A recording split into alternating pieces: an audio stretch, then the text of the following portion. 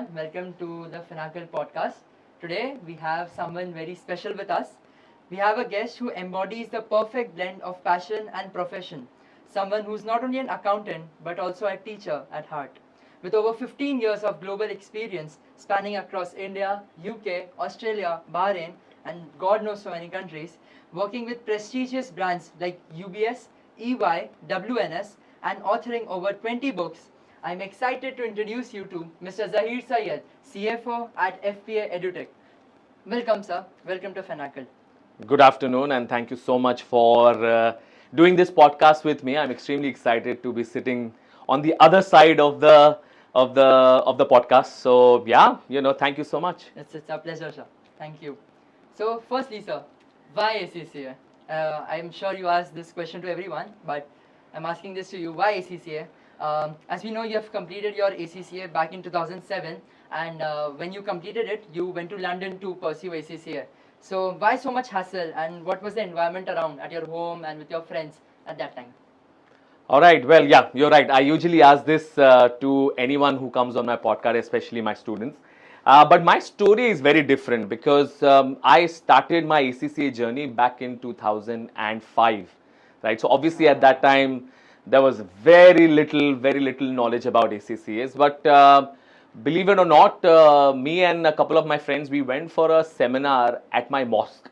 And that is where we got introduced to ACCA, right? So after Friday prayers, there were a few people who asked students to sit back and, they did this seminar. And that's where I came to know that there is something called as ACCA. Now, of course, I'll be honest with you, at that time, the excitement to go to the UK and study was more than knowing that I'm going to do ACCA. So, and like friends do, I did not want to go alone. So I made sure that I got other 3 friends of mine, very good friends of mine from college, convinced them and their parents to let them go with me. And that's how, our journey started in 2005. And I was very lucky or blessed that I was able to finish ACCA in 3 years, along with studying, working, and doing all the fun that students get up to in UK. Absolutely. And was there someone like a guide or a mentor to you at that time? To plan the whole process from as 18 or 19-year-old when you went there. So obviously there's so much skeptical, family skeptical to send you to UK. So was there someone, your guiding angel, who got the process sorted for you? So I think, the family that I come from, almost everyone has their own business. So I typically was the only black sheep because I went into working, right? So most of my family members really knew very little about, what should you do after graduation. So at that time, like any other graduate at that time, you either were doing CA, you were doing CS or an MBA, right? So I was probably going to end up doing an MBA from some of the colleges. But yes, we had, our neighbors who were chartered accountants, and they were always very keen that, more kids take up, CA program. And my father was also a CA aspirant. Unfortunately, he couldn't complete the whole thing because of family hassles at the time. But yeah, he always thought that, one of his kids, should end up doing. So it did not require a lot of cajoling or a lot of convincing. They were happy that I wanted to go and study, right? So yeah, it was fairly okay to do that. And then if you ask me about my mentor, my my older cousin brother Salim, he's a fashion designer, but he was again very pushy that you should study. So yeah, it did, like I said, it did not take a lot of convincing, and I was able to move to UK fairly quickly. Oh, that's nice. That's quite an inspiring story. Okay, next we have a very special tagline for you, which says "Accountant by profession, but teacher by passion." So how did that journey evolve from crunching numbers for global giants to teaching ACCA for almost 6-7 years now? So what inspired this dual career path? So I think I will blame that, or I will thank that to one of my ex-team members, Anand. So we used to work together, and I was always someone who wanted to work more, and you guys know that, I like working 24/7 when it comes to doubt solving. So Saturdays and Sundays were usually free, and I was in Pune, right? And I'd moved to Pune from Mumbai, so there were not many friends that I would chill with. So what do I do? What do I do? So that's how, Anand, this guy, he had some contacts in the publication industry. He knew some contacts at the Pune University. So he suggested, why don't you go and take some lecturing? Now, of course, the money wasn't great, but it was at least something I was doing on the weekends. And that's how I found the knack to teach. I started enjoying it. And then I got an opportunity to teach online at EduPristine. It used to be fairly big at the time. So yeah, that's how I started teaching in 2014, I think 2013, 2014. And before I realized it, I got so much entrenched the whole process that I took the plunge in 2018 to do a full-time teaching at FPA. Oh, that's great, and that's why students love you so much. Thank you, Okay. thank you. But when you entered this, so obviously there was not much of a buzz around ACCA in India. Yes. So what exactly is ACCA for our audience, if you can elaborate on that? And how is it different from the Indian CA or the US CPA? How is ACCA, how does it stand out? And what are the 3 biggest myths surrounding ACCA in India?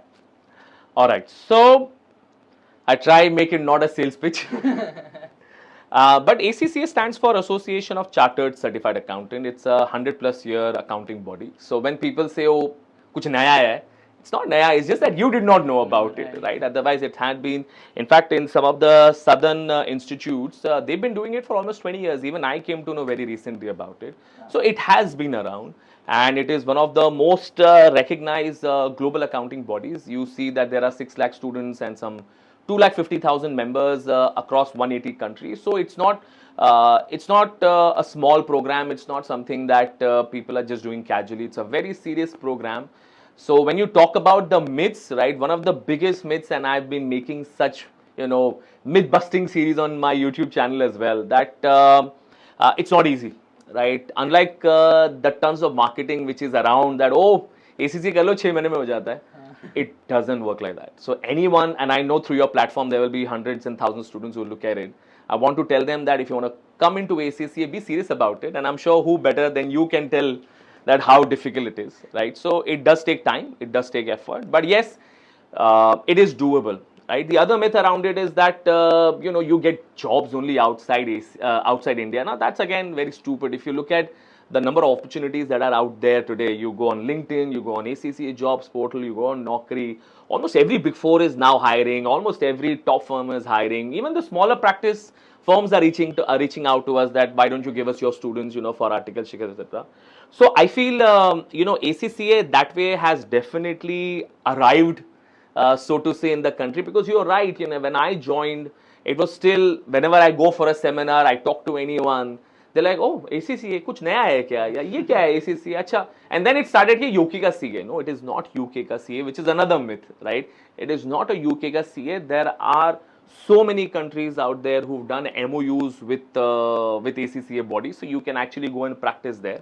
And then the overall acceptability because of IFRS, right? More than the MOUs, because you're studying for IFRS, and almost everywhere in the world IFRS is now implemented. So whether you're an audit, whether you're in accounting, those standards are going to be very relevant for your career, right? So it's not really that, oh, ye karke you only have to go to UK. You can be working anywhere, and I have seen it myself. I've worked in the UK, I've worked in Australia, I've worked in the Middle East. So I think it does provide you certainly a global exposure.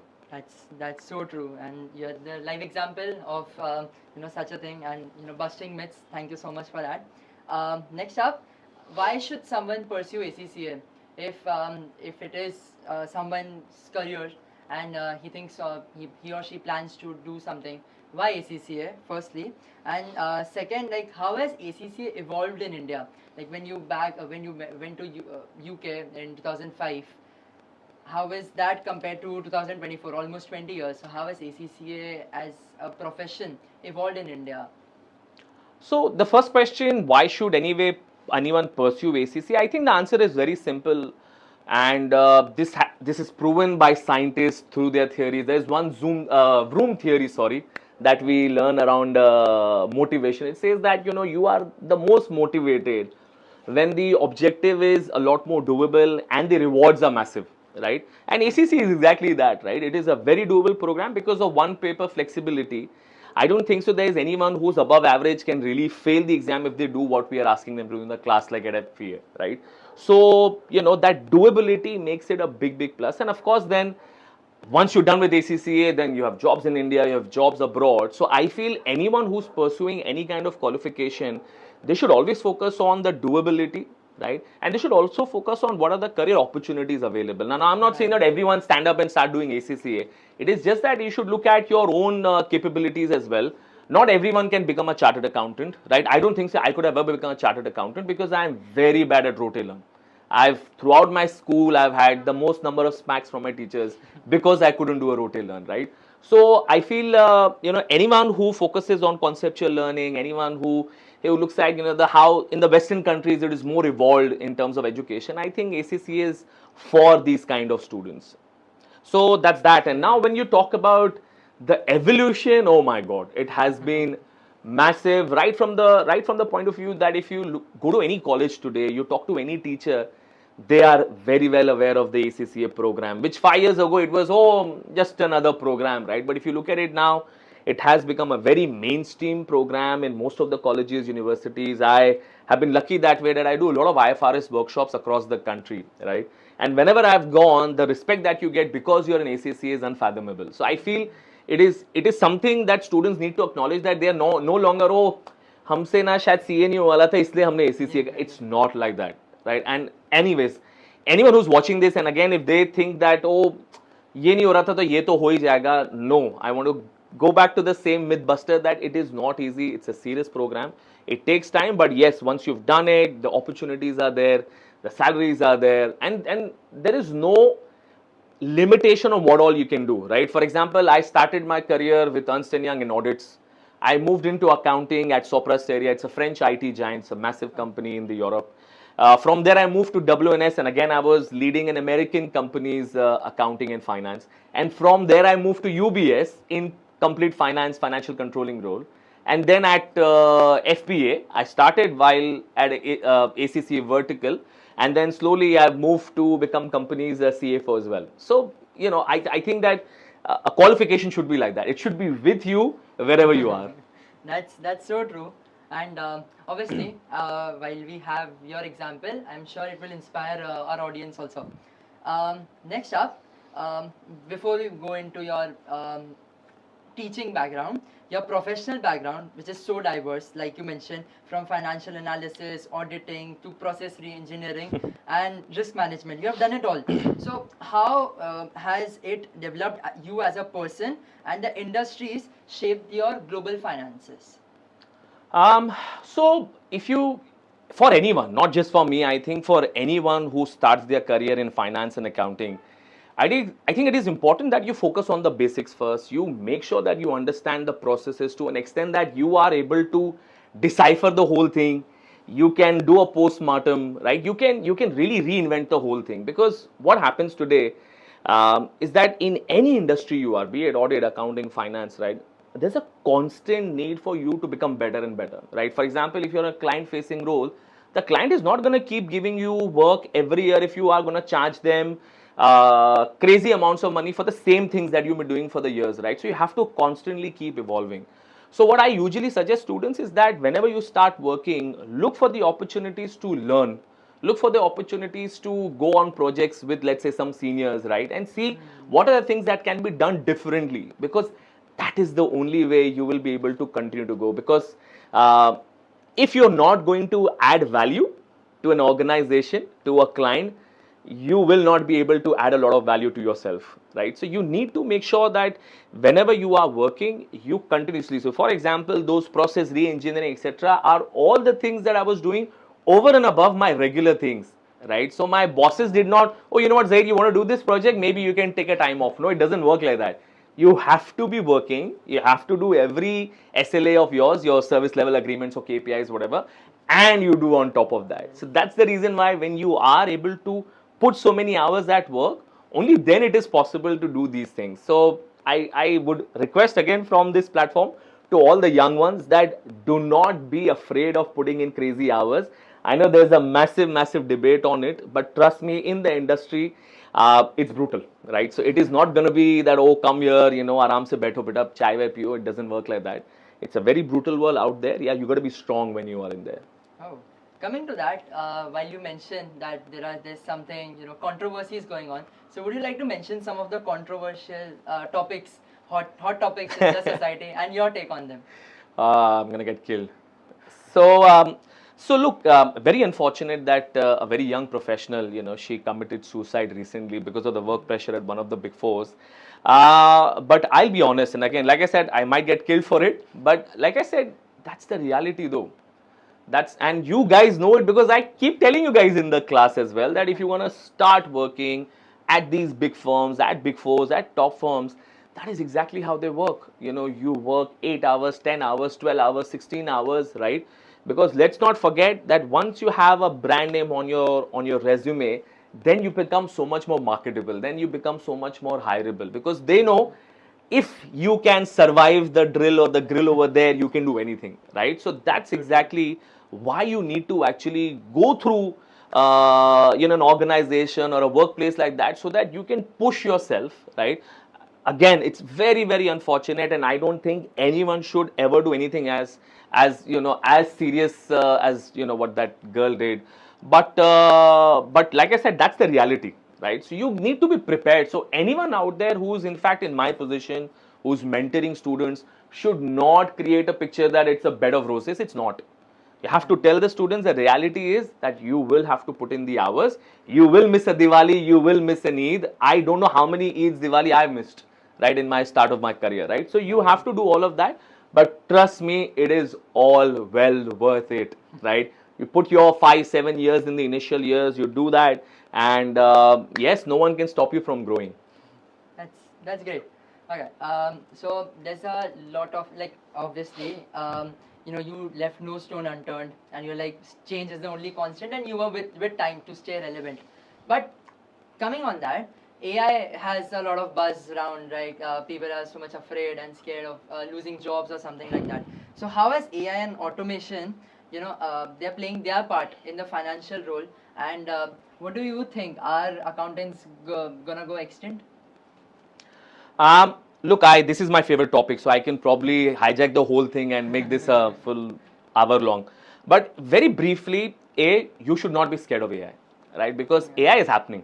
Just like the machines came in and just like the industrial revolution happened, the AI is going to happen, and you have to be ready for it. So like you said at the start, I'm a big proponent of keeping up. I'm a big proponent of there's a constant change, and that's what they say, right? It's a cliche, right? The change is only constant, right?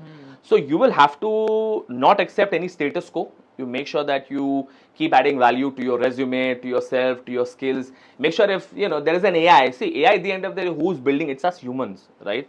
So we are still the owners of it, right? So we should make sure that we understand what the technology is, and then still overcome it. I know. And I realized that there was some complacency that was going to build in a few months ago when my laptop broke, okay? And I was like, I'm going to ask an engineer who's going to come and have a look at it. And then I slapped myself, literally. I said, what am I doing, right? I never used to sit back and, oh, what happened? I would always start to do a YouTube, see how do you fix it, right? So then I went on YouTube, got the error, checked what happened, went on to Reddit, put in a few questions, got the answers, I fixed it myself.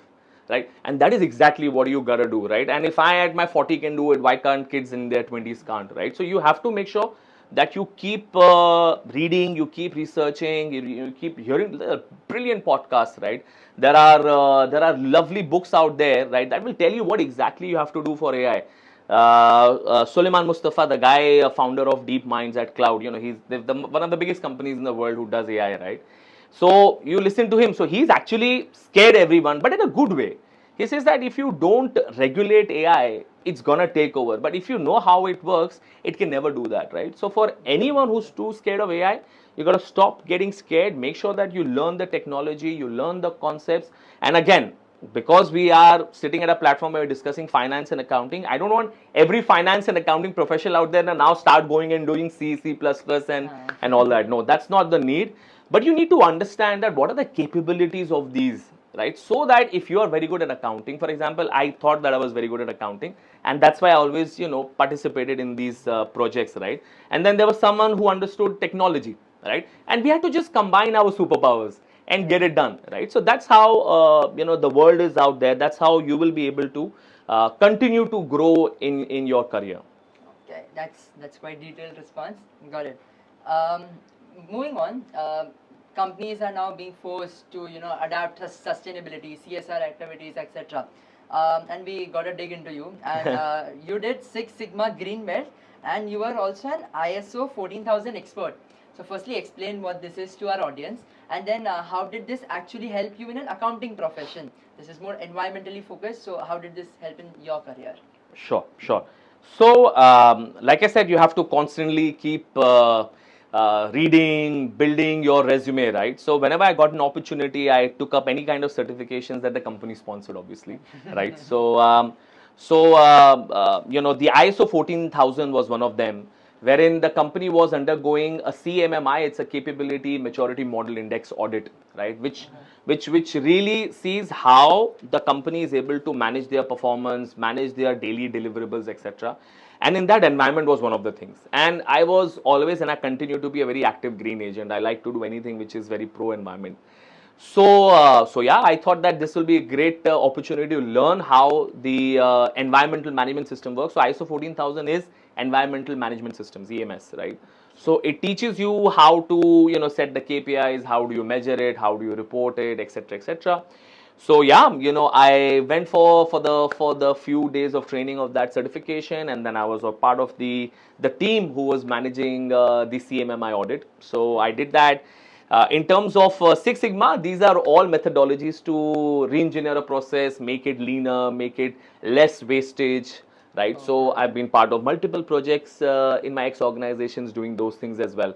So like I said, you need to constantly be doing something. If you are going to be, I'm fine with my job and I go to work and I do the same kind of things, right? That is exactly why complacency building you, right? You have to keep changing your environment around. You have to keep, shape shifting. Definitely, definitely, and that's what is life, right? You have Exactly. to constantly evolve and stay relevant. So, as you mentioned, you've done a couple of things in your life. I mean, tremendous things.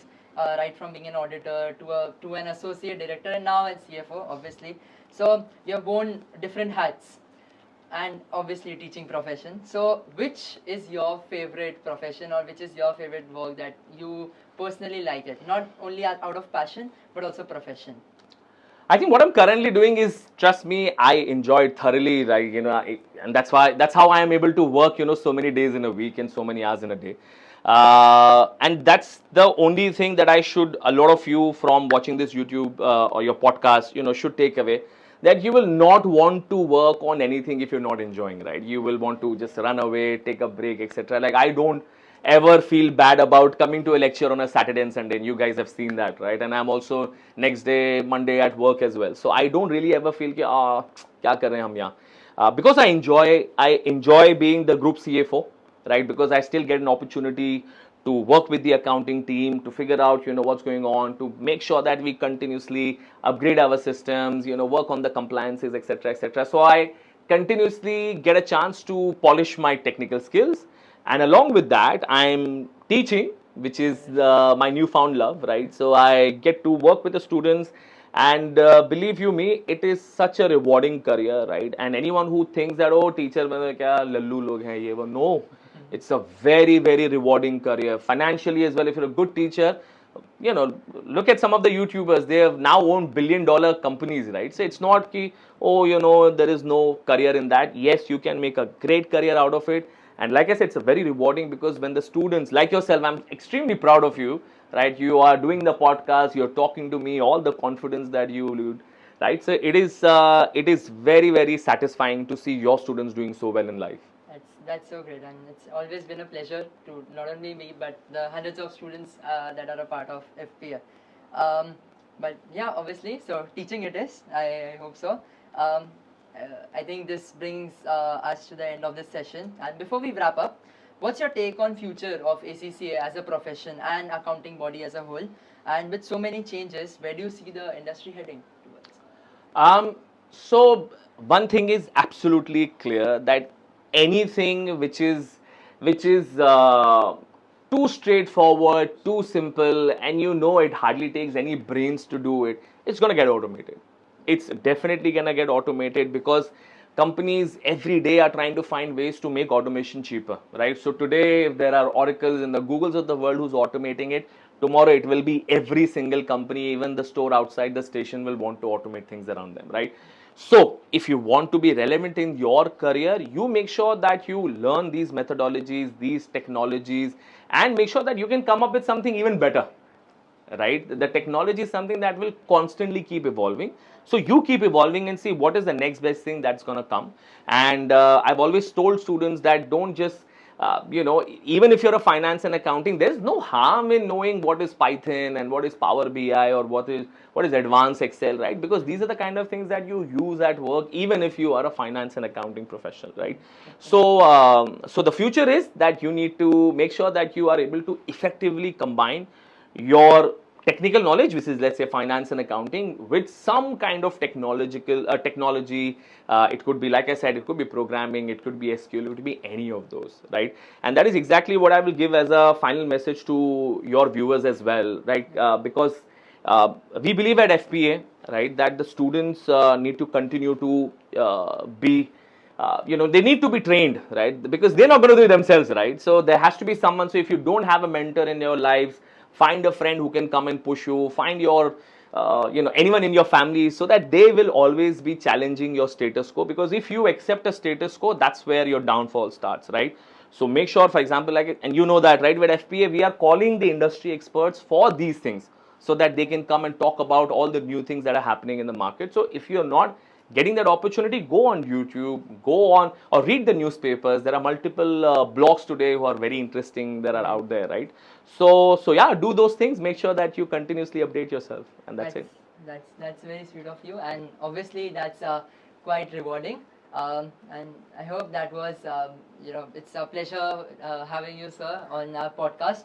And I'm sure we all have been enthralled by his knowledge and experiences. And thank you so much, sir, for Thank you. being here. It's an absolute pleasure, and I wish you guys all the very best. Thank you. Thank you, sir.